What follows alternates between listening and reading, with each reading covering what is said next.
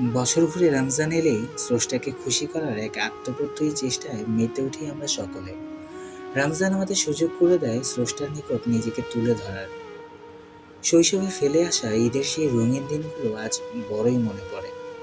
তবে পরিপূর্ণ বয়সে এসে রং হারিয়ে ফেলা সকল কিছুই যেন আজ স্মৃতি মনে হয়।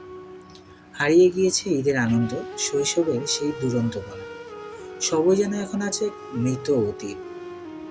ঈদ ধনী গরিবের অনাবিল এক আনন্দের উৎসব। অথচ ঈদের এই আনন্দ মাঝে আমাদের বর্তমান সমাজ প্রেক্ষাপটে সর্বত্রই যেন ধনী গরিবের স্পষ্ট ব্যবধান লক্ষণীয়।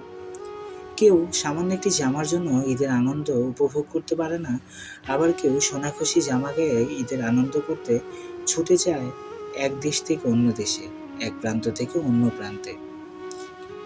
একজন গরিবের ঘরে ঈদ অতীব তাৎপর্যপূর্ণ একটি দিন।